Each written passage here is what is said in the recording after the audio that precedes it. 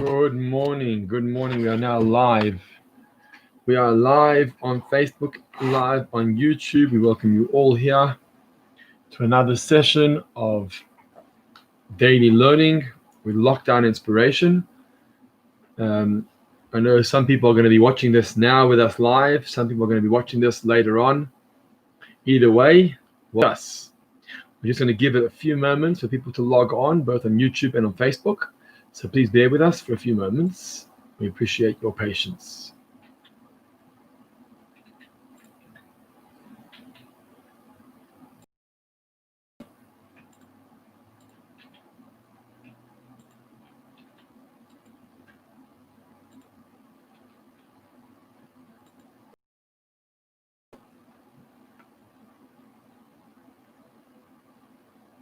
And if you're just logging on, please do share with us your greetings. We'd love to hear from you. We'd love to know you're here with us. We'd love to welcome you.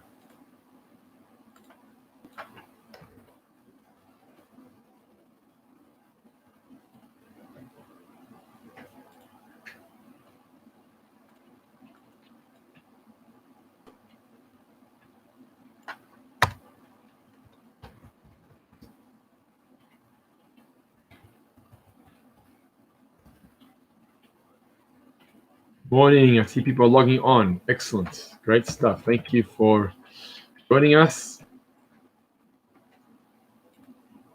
We'll be with you in just a moment. Stay online. Let's just wait for everyone to log on and to get with us and get with the program.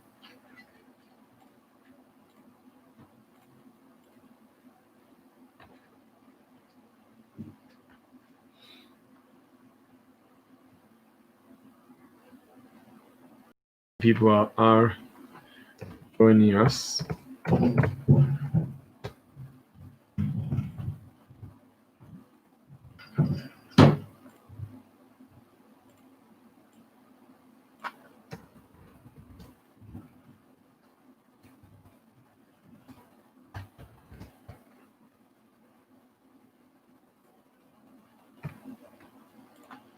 Okay, let me welcome people personally here today. Here we go. Marlene Scher, good morning. Markenheimer got on at the office. Great, Mark. Well done. Norman Stain, good morning. Anne Hack, thank you. Shirley Feldman, you're back. Welcome back, Shirley. And then on the YouTube side, let's welcome Shirley Smith, Ronnie Kotkes, Janice Leibovitz, Avril Walpert, Ian Clemenson, Fega Sega. Wonderful, wonderful, wonderful. We're just going to give this one more minute. And I hope you'll join us for another session of daily learning with lockdown inspiration. Just give us one more moment as people are busy logging on both platforms across Facebook and YouTube.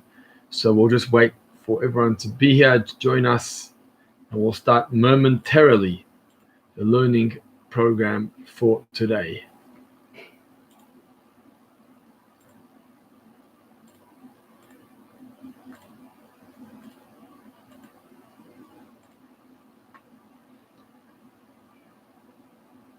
I'd like to ask our Facebook users, our Facebookers, to share this video, like it and share it. Just under your screen, you have a like button and a share button. So do that, and that way people will be able to see what you're up to. Our YouTubers, thank you for joining us as well. It's fantastic to have everyone here.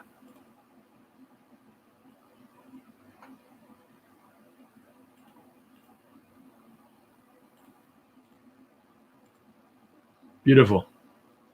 Okay, we're going to get going. Thank you once again for joining us.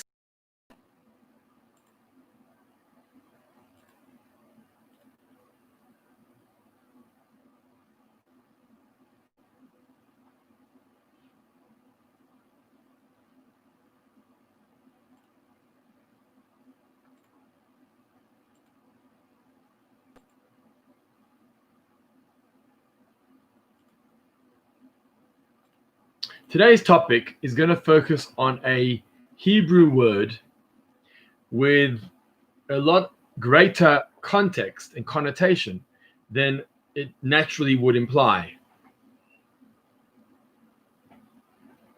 The Hebrew word, good morning, Stan and Raylene Braz, Moira Dworkin, thank you, on YouTube. The Hebrew word that I'm going to focus on today is the word Pardes. Gim, it's called the orchard of Etrogim, where you buy oranges and all sorts of fruit and foods in Israel. It's called the Pardes. Pardes.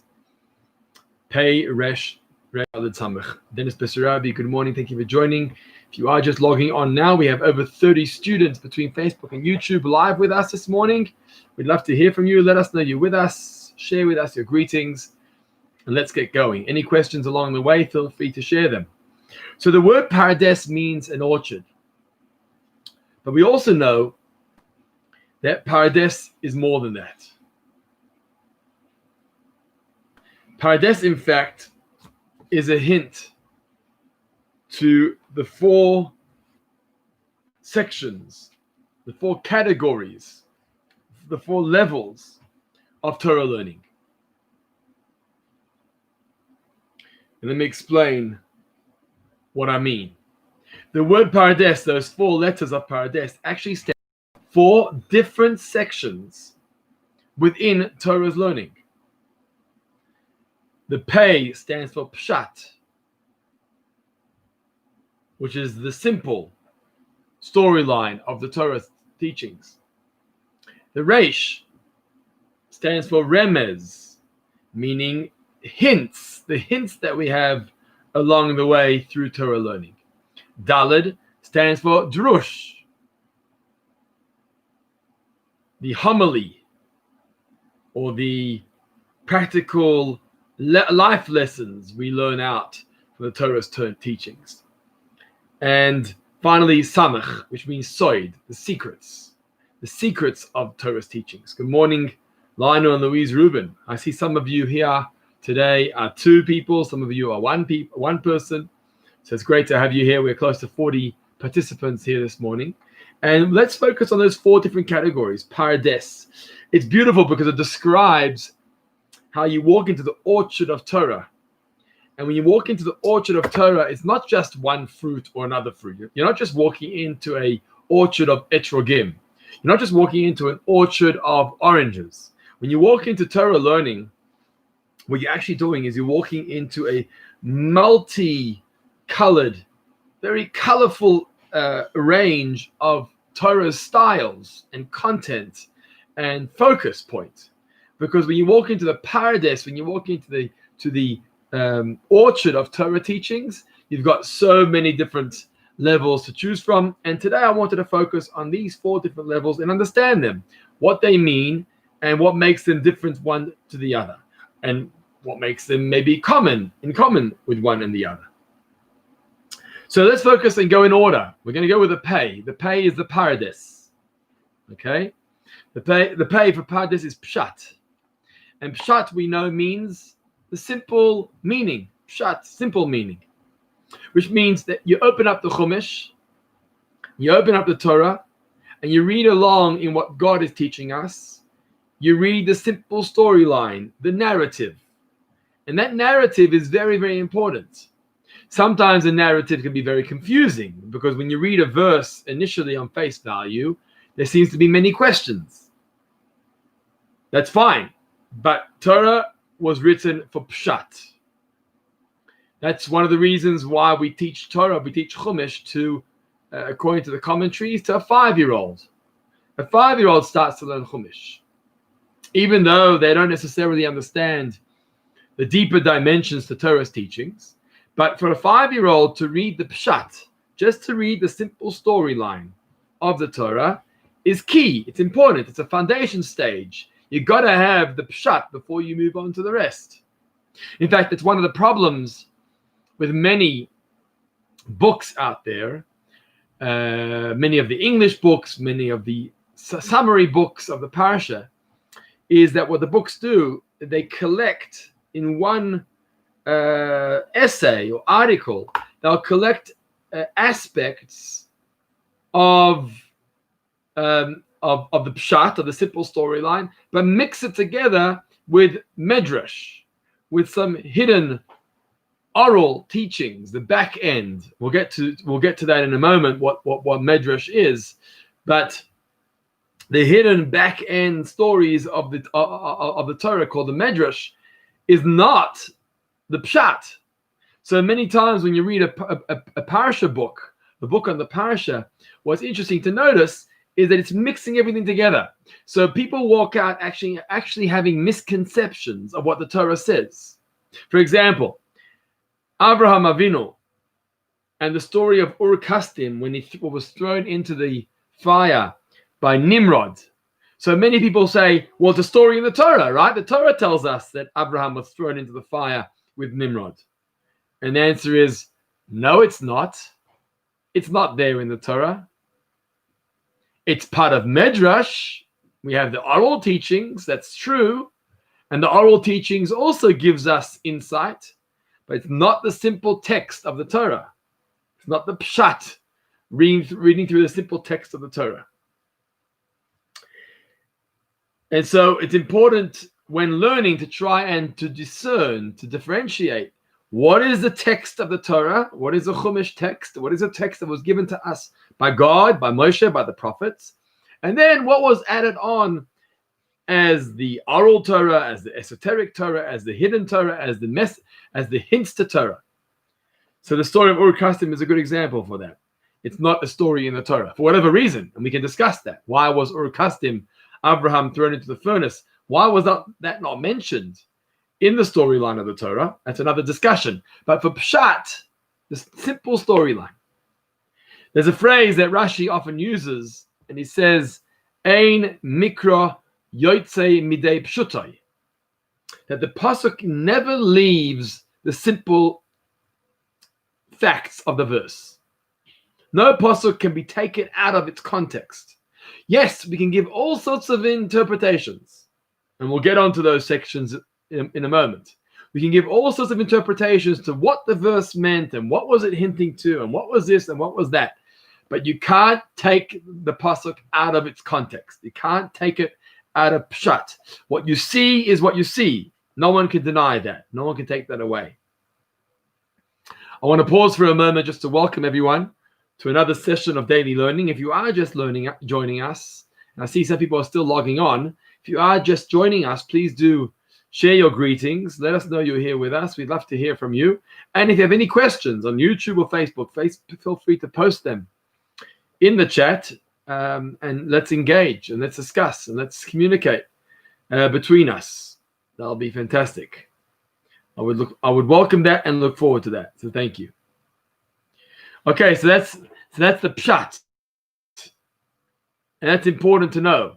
What does the verse say? What does the pasuk say? And this does tie to another conversation we had a little while back, because we have covered a lot. It's been about 2 months of lockdown inspirational videos and YouTube, Facebook streaming.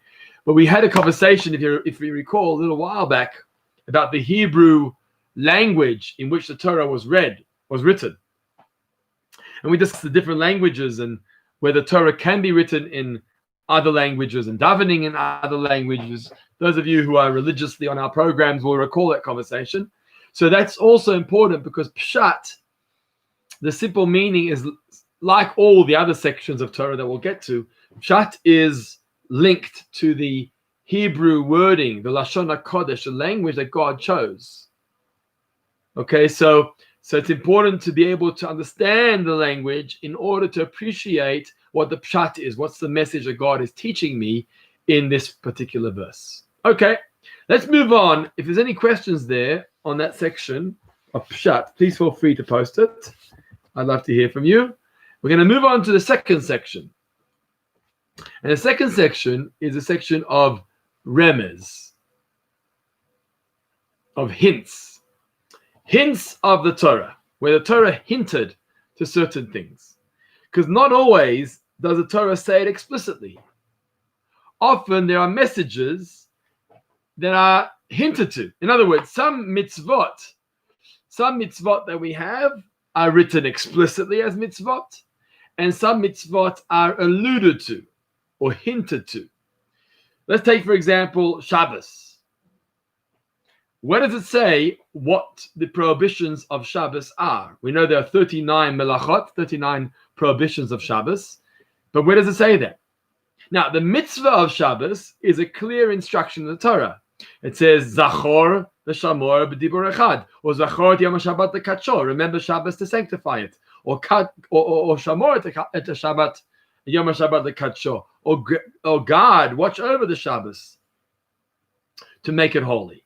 So the actual mitzvah of Shabbos is a biblical commandment. But what are the prohibitions? How do I sanctify the Shabbos? What am I supposed to do on the Shabbos?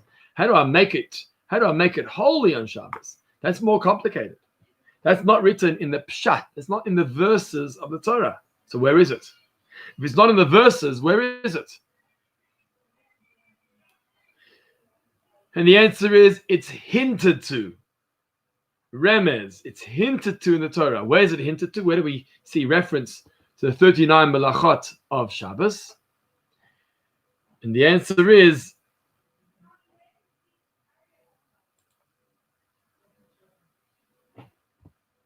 I'm looking at Brian's comments on the chat. Good. So hints can be cross-referencing from different sources. That's correct.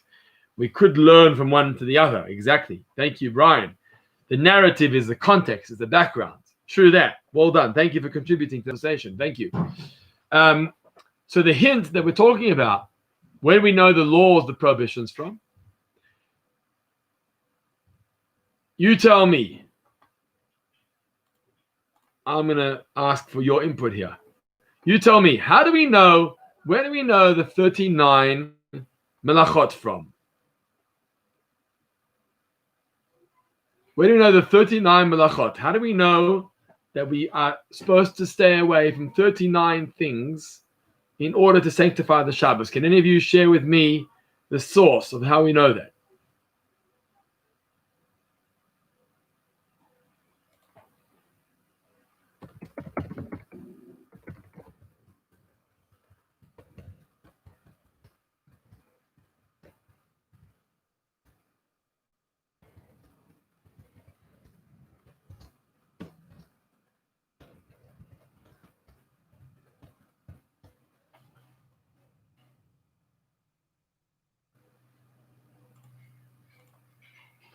Okay.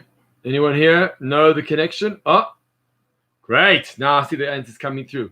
On YouTube, I see it coming through. Stephen Hurt, Ian Clemenson, spot on. From the construction of the Mishkan. Very good. Ronnie, my Zayda. Yeah, my Zayda also taught me. It's true, my Zayda taught me how to keep the Shabbos properly. So Shabbos is only hinted to by the tabernacle. It says that on Shabbos you must rest from building the Mishkan. You can't build the Mishkan on Shabbos. But what laws does Shabbos incorporate? And the answer is that whatever work goes in the Mishkan can't be done on Shabbos. That's 39 jobs that are done in the Mishkan cannot be done on Shabbos. Exactly. Just give me a second here.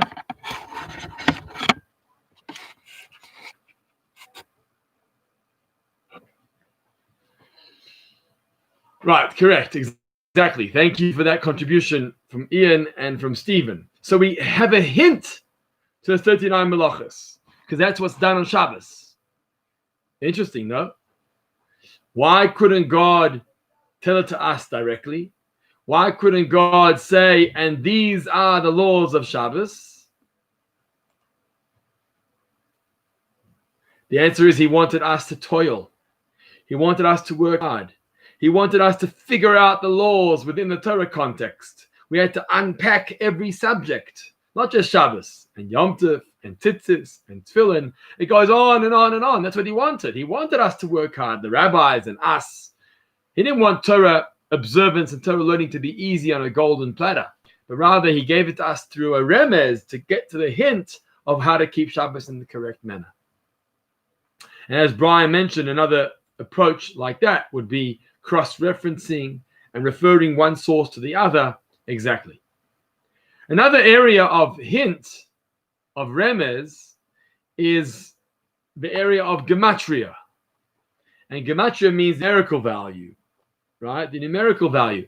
So the numerical value where one word equals this and the other word equals the same, or one word equals this amount, etc., etc., it often bothers people. Like often when I give a talk or a shir about gematria, or I try to show the connection between one and the other, people often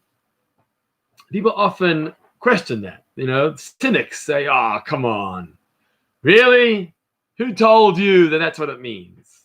Who told you?" And the truth is that we do have to draw the line somewhere. We can't. Not every cross-reference works in the Torah.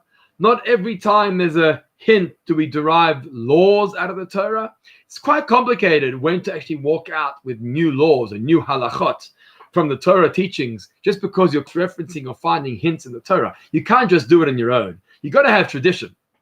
It's got to be taught to you by your teacher and his teacher and his teacher. And we find that in the Talmud, that they debated whether one group received that tradition from their teachers and one group did not receive that tradition from their teachers. That's possible. So gematria is the same. We can make up any gematria we like. This word equals that, and this word equals that. Sometimes they do equal up, sometimes they don't equal up. Sometimes you have to add in that letter or add in that letter. But to derive law, we may not use a gematria to derive law. That we won't do. But we'll use gematria to add meaning, to add content, to give us depth to the topic that we're discussing. Yes, it's not pshat, it's not the simple, straightforward instruction of the Torah, but it is part of Torah. Gematria is part of Torah. Like other areas of Torah rules of deriving and cross-referencing is part of Torah, so too gematria is a part of Torah too. Some people like it, some people don't. It's more esoteric, it's more spiritual, irrelevant. It's still part of remez, it's still part of the hint of Torah, and therefore carries weight. It carries weight. Gematria works on Aleph being 1, Bet being 2, Gimel being 3, and so on and so forth all the way forward. And then we start adding up the different gematrias.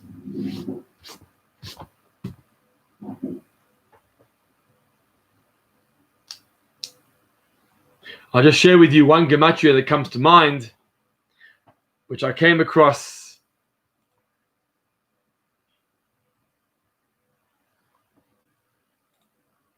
this morning.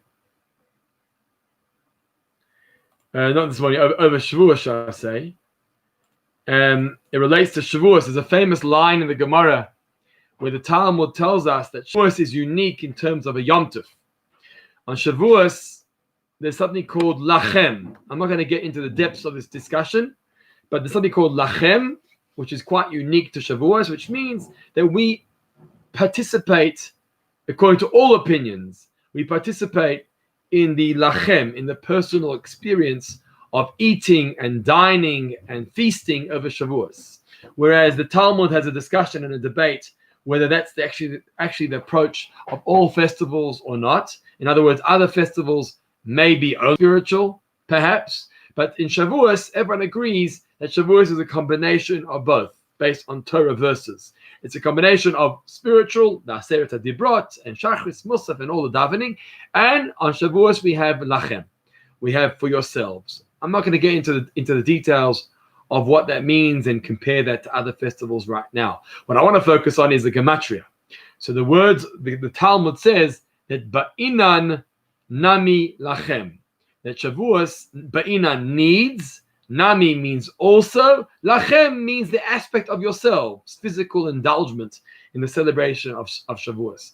The two words Nami Lachem, that combination Nami Lachem, has the same numerical value as the word Ketz, which is 190. Ketz means the end of the interpretation based on that hint is all we need Nami Lachem, that aspect of Nami Lachem, which comes to the numerical value of Ketz, which means the end of time, Mashiach's times. So it hints to the asking for Mashiach. But in Nami Lachem, you got to ask for the coming of Mashiach to redeem us and take us to Israel. That's just like an example of a gematria that I just came across recently in the context of Shavuos. So that's the hint, the remez. It's not in the simple context, but it's definitely alluded to. The third category is called drush, and that we're quite familiar with, because drush means the application of Torah's teachings. How to darshan, how to learn out the laws and the applied lessons of Torah learning. And for that, we have a list of rules. For that, we have a list of rules of how to derive from the Torah's context different lessons. And so that's where the mitzvot come. Many of the mitzvot come through that process of drush, of being able to learn from within the text. Slightly different to what we've learned till now. It's slightly different to remez, to the hint.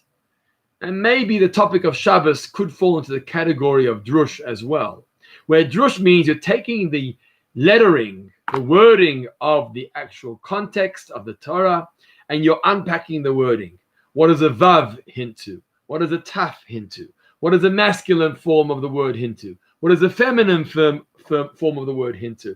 And so these rules, we're applying many of the rules of the oral tradition, and we're unpacking letter by letter, word by word, and figuring out what's the practical lesson, the practical ramification, the practical consequence to the mitzvot that we're supposed to be doing. That's the drush.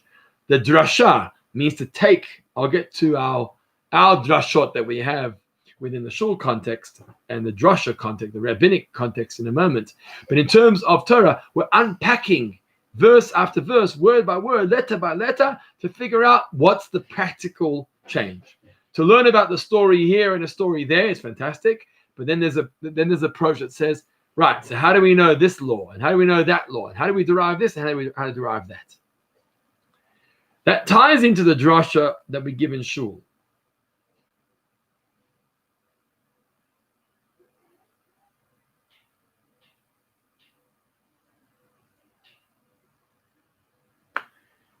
That ties in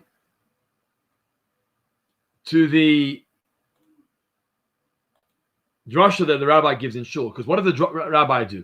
The rabbi gets up to the pulpit and he takes the topic of the day, the topic of the parsha, the topic of the week, whatever it may be, and he unpacks a story within the Torah for the community and uses the Torah story as a drasha, to give a drush, to give a practical lesson from the topic of the Chumash, of the Torah, of the Gemara, of the Mishnah, whatever it may be. It's not the same like deriving biblical law from within the Torah. But the moment we apply Torah's teachings to practical change, practical action, that's the drasha side of it. That's the drush, the dalid of Pardes, and that applies to that. And finally, we come to the soid. And the soid is the hidden secrets of Torah. But before I go there, I want to welcome you all. Our numbers are great. We've got over close to 40 students here across Facebook and YouTube. It's wonderful to have you all here. Thank you for supporting this. Thank you for giving me the encouragement to join you every morning at 10:30. If you have any questions on what we're discussing today, the orchard of Torah, please do share those comments or the questions in the chat. I'd like to engage with you personally if you're up for it. Otherwise, share your greetings if you haven't done so yet. And thank you for being part of the conversation. We're moving on to the fourth category of Pardes. And the fourth category is Samech, standing for Soid. Soid means the secrets of Torah.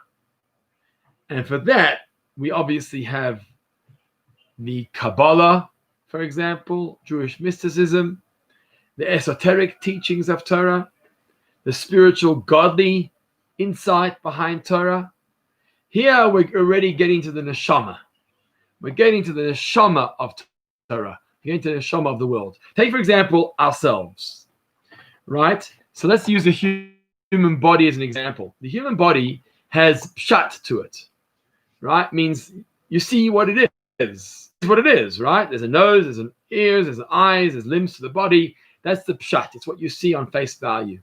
Then there's remez. Then there's certain things that you don't know clearly about, but they're hinting to it. For example, there's a hint towards bones. I mean, there must be bones. If I have an arm, there must be a bone here, right? I don't see it on face value, but I can see it with an X-ray. And if I dig deep, I'll get to my bone. So the remez, the hint in my body, is to the bones, and so on and so forth. But then there's a level called soid, which tells you secrets behind things. And the secrets behind things are, for example, your neshama. So how is your body functioning? How is your heart functioning? How are your eyes and your ears and your nose? How's that all functioning? How does it work? Well, it's magic. And what happens on the day of one's passing? What changes on the day of death?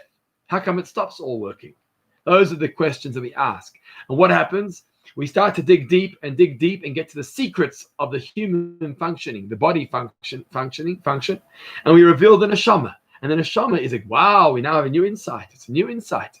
The neshama is part of God. The neshama infuses life and vitality into the body. That's the hidden secret of the body. No one can see it. No one can know it. No X-ray will pull it up. It's the soid. It's the secret. And so it is in the world as well. If you look at the world around us, we have the pshat, we have the face value, what we see. Corona lockdown, people getting sick, the demonstrations in New York City, wherever it may be. We know the facts on the ground. That's called pshat. And then there's remez, things that we don't necessarily know about. But then there's soid. Soid means what's the spiritual purpose taking place? What's the godly purpose? What's the stream of the neshama, of the energy that's flowing through that particular event, that particular occurrence? Nothing will expose it besides Torah. It's so secretive. It's so secretive. It's so part of the esoteric that Torah gives us the background to what lies beneath the face value, what we see of face value. And the same thing applies to Torah as well. When you look into the soid, when you look into the Kabbalah and the mysticism and the esoteric teachings of Torah, that's when you get an insight into the more mystical aspects of Torah's teachings. The more mystical aspects.